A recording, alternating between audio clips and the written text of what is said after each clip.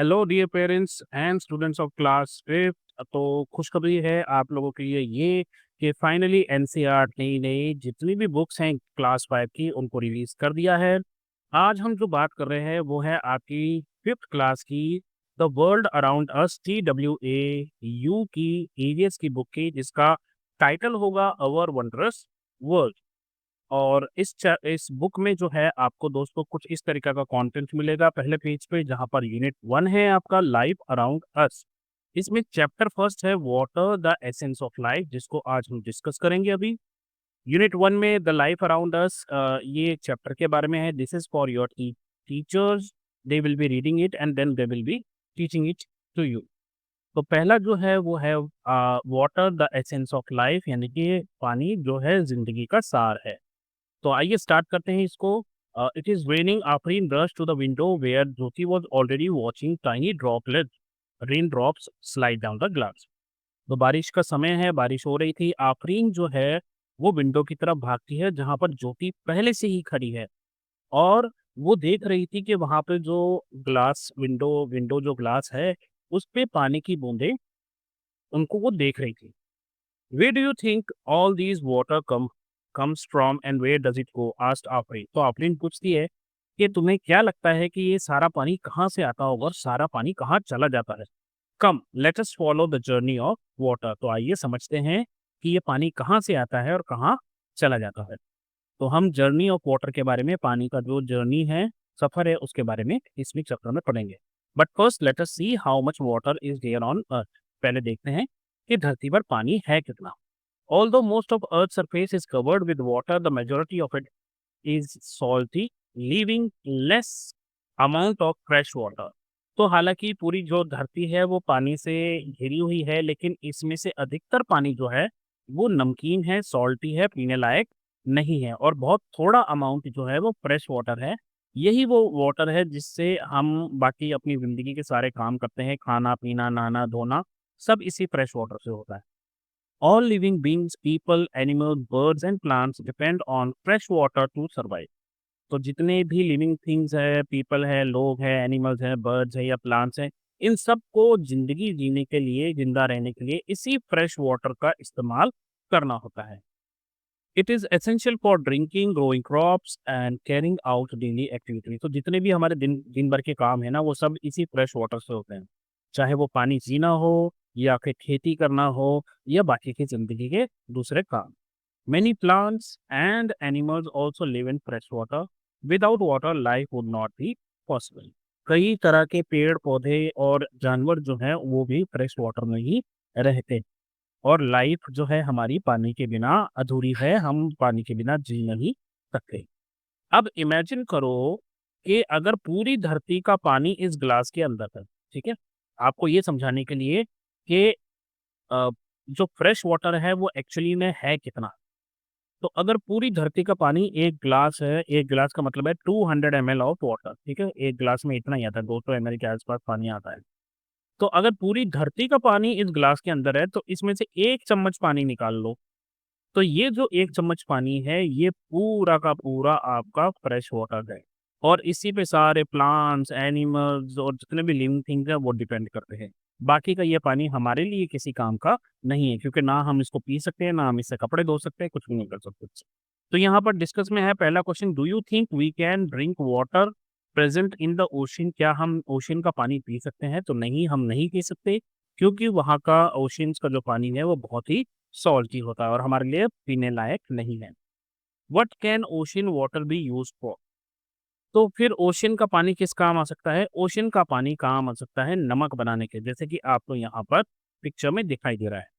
तो ये जो सॉल्ट पैन है गुजरात के, ये फ्लैट लैंड्स है जहाँ पर सी वाटर जो है उसको सुखाया जाता है और वहाँ से नमक इकट्ठा किया जाता है। मतलब क्या होता है, ये एक बहुत बड़ा, मतलब जो आपने सुना होगा कच्छ का इलाका जो है गुजरात में, वो बहुत बड़ा लैंड है और फ्लैट लैंड है, ठीक है? और दूर दूर तक यहाँ पर आपको कुछ नहीं दिखाई देगा, सिर्फ धरती ही धरती, फ्लैट लैंड दिखाई देगी। इस पे क्या करते हैं, सी वाटर को इसके ऊपर स्टोर करते हैं और ऐसे इनकी क्यारियाँ बना देते हैं इस तरीके। और क्यारियाँ बनाने के बाद क्या होता है, सूरज की गर्मी से ये जो पानी है यहाँ पर रखा हुआ सी वाटर, यहाँ पर जो पानी रखा हुआ है ये पानी गर्म होके और भाप बन के उड़ जाता है, वेपर बन के उड़ जाता है और पीछे रह जाता है सॉल्ट। फिर इस सॉल्ट को इकट्ठा करके और फैक्ट्रीज़ में ले जाया जाता है, जहाँ पर हमें व्हाइट कलर का जो सॉल्ट आता है वो मिलता है। और आपको जानकर हैरानी भी नहीं होनी चाहिए कि इंडिया जो है वो दुनिया का सबसे बड़े देशों में से एक है जो नमक बनाता है। उसके बाद यहाँ पर एक एक्टिविटी है, where can we find fresh water, हमें फ्रेश वाटर कहाँ-कहाँ मिल सकता है। आइडेंटिफाई द डिफरेंट फ्रेश वो सो water sources from the images given below. तो जैसे कि आप ये देख रहे सकते हो, ये क्या है? ये एक पॉन्ड है। ये आपको दिख रहा है, ये क्या है? ये एक और ये जो है ये रिवर सी दिख रही है, ये रिवर हो सकती है, इसको आपने पॉन्ड बोल दिया, ये रिवर है, ये ग्लेशियर्स हैं। ग्लेशियर्स क्या होते हैं? बर्फ के बहुत बड़े-बड़े टुकड़े। इसके अलावा यहाँ पर आप देखिए, ये आपको जो पोर्शन दिख रहा है, ये लेक हो सकता है। यहाँ पर ये अंडरग्राउंड वाटर है, क्योंकि ये ग्राउंड है यहाँ से लेकर यहाँ तक और उसके नीचे जो है पानी चल रहा है। तो ये अंडरग्राउंड वाटर है और ये जो है छोटी-छोटी नहरें हैं जिनको आप स्ट्रीम्स बोल सकते हो, ये वेल है और ये रेन है। तो इस तरीके से ये कई सारे सोर्सेज़ ऑफ वाटर है। अब ज्योति जो है वो क्यूरियस है ये जानने के लिए कि is there water in the air too, क्या हवा में भी पानी होता है? And is snow form of water, और क्या बर्फ जो है वो भी पानी की एक फॉर्म है? तो वाटर जो है उसकी कई सारी फॉर्म्स होती है दोस्तों, हमें ऑलरेडी पता है कि फॉर्म्स ऑफ वाटर कौन-कौन सी होती है। जैसे कि लिक्विड, जैसे बारिश में जो हमें पानी मिलता है वो लिक्विड फॉर्म में मिलता है। सॉलिड हमें आइस की फॉर्म में मिलता है, जो हम बर्फ की निकालते हैं फ्रिज से, वो पानी ही है लेकिन सॉलिड फॉर्म में है। और वेपर क्या होता है? जब गैस बन जाता है पानी, भाप बन जाता है पानी, दैट इज़ कॉल्ड वेपर। तो तीनों फॉर्म में है, लिक्विड भी है, सॉलिड भी है और गैस की फॉर्म में भी पानी जो है हमें मिलता है। Let us understand more about this through a simple activity. एक छोटी-सी एक्टिविटी से इसको समझेंगे। आपको क्या करना है इस एक्टिविटी में, एक स्टील का ग्लास लीजिए और उसमें कुछ आइस क्यूब्स डाल दीजिए, जैसे इसमें डाल रखी है। ये आइस क्यूब डालने के बाद अगर आप ऑब्जर्व करोगे तो इस ग्लास के बाहर आपको छोटी-छोटी बूंदें दिखाई देंगी पानी की। अब सवाल ये होता है कि ये जो पानी की बूंदें हैं, जो बाहर सरफेस पर है, ये कहाँ से आई? तो होता क्या है, हवा में वाटर वेपर मौजूद होते हैं और जब इन वाटर वेपर को ठंडक मिलती है तो ये पानी की ड्रॉप्स में बदल जाते हैं। अब जो हवा इस ग्लास के कांटेक्ट में आती है, उस हवा में जितने भी वाटर वेपर होंगे, गैस होगी, वो क्या करेगी, वो इस ग्लास के ठंडे सरफेस से टच होकर पानी में वापस बदल जाती है और इसलिए हमें ये छोटी-छोटी बूंदें यहाँ पर दिखाई देती हैं। इसी का बी है, what happens to the ice cubes after they are left in the glass for some time? अगर हम इन आइस क्यूब को छोड़ दें थोड़ी देर के लिए पानी के अंदर ही तो क्या होगा? तो हमें पता है कि अगर हम इनको थोड़ी देर के लिए छोड़ देंगे तो जितनी भी आइस क्यूब्स हैं वो मेल्ट हो जाएँगी और हमें दूसरे ग्लास में मिलेगा या उसी ग्लास में हमें क्या मिलेगा? क्या बचेगा पीछे? पानी। If we heat water what will happen? अगर हम उस पानी को गर्म करेंगे तो क्या होगा? ये जो आप यहाँ पर देख रहे हो, ये भाप बन जाएगी, वेपर बन जाएँगे और ऊपर हवा में उड़ जाएँगे। In the above activity what forms of water do you see? आपको कौन-कौन सी फॉर्म दिखती है? तो पहले तो आपको सॉलिड फॉर्म दिख गई, वो भी यहाँ पर ये जो आइस क्यूब थे इसकी फॉर्म में, ये सॉलिड था। पिघलने के बाद जो है हमें लिक्विड मिला और फिर इस लिक्विड को जब हमने गर्म किया तो हमें वेपर की फॉर्म में गैस भी मिल गई। तो यहाँ पर आपको लिखना है, ऑब्जर्व कर जो आपने चेंजेस किए, क्या किया? आइस मेल्टिंग एक्टिविटी, क्या ऑब्ज़र्व किया आपने, वाटर बॉइलिंग में क्या किया और water in sunlight for 3 days आप क्या ऑब्ज़र्व करोगे? तो आप यहाँ पे लिखोगे आइस मेल्टिंग में कि आइस जो है वो मेल्ट हो गई गर्मी की वजह से। वाटर बॉइलिंग का आप लिखोगे कि जो हीट है, जो यहाँ पर आप गर्मी दे रहे हो, ये जो गैस की वजह से ये जो जला रहे हो आप, इसकी वजह से क्या होगा? हीट मिलेगी और हीट जो है वो वाटर को स्टीम में बदल रही है। और अगर आप किसी पानी को गर्मी में 3 दिन के लिए धूप में छोड़ दोगे, तो वो इवेपोरेट हो जाएगा और हवा में चला जाएगा वेपर बन के। अब इन एक्सपेरिमेंट से आप क्या सीख रहे हो? हमें ये पता लगता है कि वाटर जो है वो अ, चेंज हो सकता है आइस में भी और स्टीम में भी और फिर वापस अपनी लिक्विड फॉर्म में भी आ सकता है। मतलब अगर आपने आइस क्यूब्स लिए, आइस क्यूब को आपने गर्मी दी तो वो बन गया पानी और पानी बन के जब आप इसको और गर्मी दोगे तो ये बन जाएगा भाप और ये उड़ जाएगा। लेकिन अगर आप इसको वापस ठंडा करोगे तो ये वापस पानी में चेंज हो जाएगा। और इसी से जो है वाटर साइकिल बनता है आपका दोस्तों। वाटर साइकिल में भी ऐसा ही होता है, पहले पानी होता है, पानी को सन की गर्मी मिलती है, वेपर बनते हैं, ऊपर जाते हैं, ऊपर होता है माहौल ठंडा, जिसकी वजह से ठंड की वजह से ये पानी के ड्रॉप्स में बदल जाता है, क्लाउड में बदल जाता है। और फिर जब इसकी ये जो बूंदें हैं ये ज़्यादा बड़ी हो जाती है तो रेन की फॉर्म में ये वापस धरती पर आ जाती है।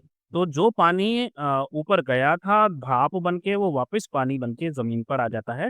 That is why it is called water cycle.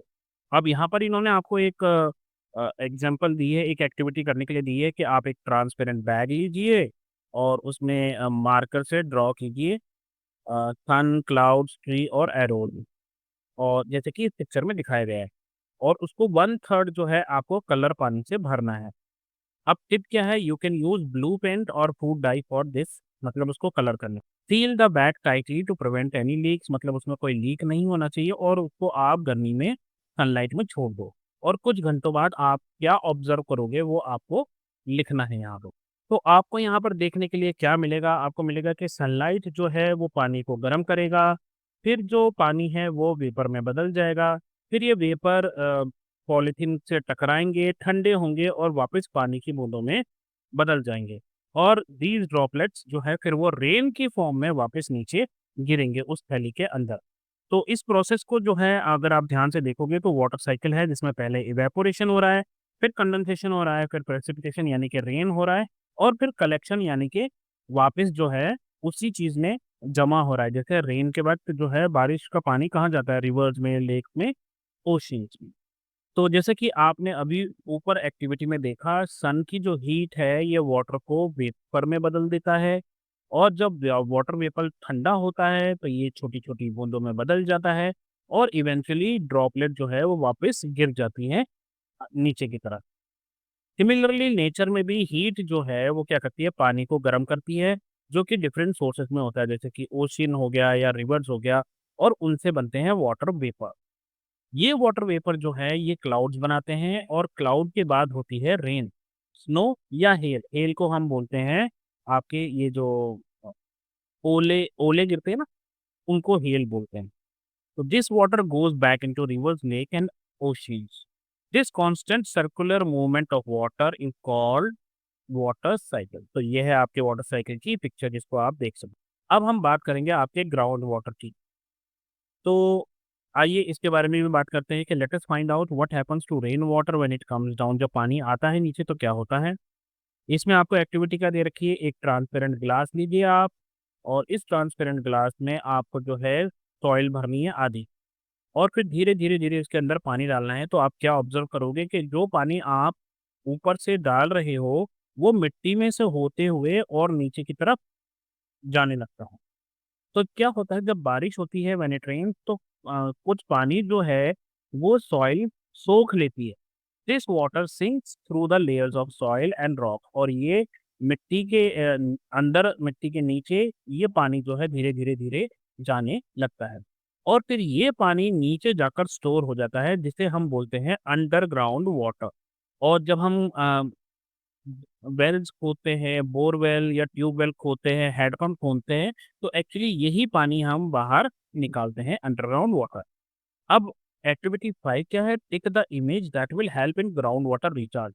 अगर बारिश होगी तो इनमें से कौन से पिक्चर में पानी जो है सॉइल में सबसे ज़्यादा जाएगा? कंक्रीट रोड के ऊपर अगर बारिश गिरेगी तो वो अंदर जाएगी ही नहीं, बह जाएगा पानी लेकिन उसके अंदर नहीं जाएगा। ग्रीन लॉन यस, इसके अंदर बिल्कुल पानी चला जाएगा और ये रास्ता कच पक्का रास्ता बना रखा है, तो आई थिंक ग्रीन लॉन के अंदर जो है पानी सबसे ज़्यादा जाएगा और इसके नीचे जो है वाटर स्टोर हो जाएगा। अब सिटीज़ में क्या होता है, जो सरफेसेज़ हैं, रोड्स हैं, वो सीमेंटेड होते हैं और रेन वाटर जो है, वो उसके अंदर आसानी से जा नहीं सकता, जिसकी वजह से ग्राउंड वाटर जो है, वो रिचार्ज नहीं हो पाता। सरफेस वाटर की अगर हम बात करें, तो जो सरफेस मतलब अर्थ की सरफेस पे जो पानी है, वो रिवर्स, पॉन्ड्स, लेक इन सब नेचुरल सोर्सेज़ में मिलता है। Do you ever wonder how river flows? River कैसे जो है बहती है?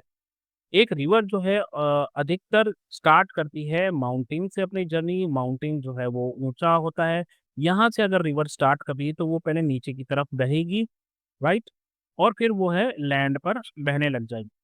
और होता क्या है कि अगर आप देखोगे पानी की एक ख़ासियत है कि ये हमेशा ऊँचाई से और नीच जो होती है ना नीचाई, उसकी तरफ बहता है। पानी कभी नीचे से ऊपर नहीं बहता।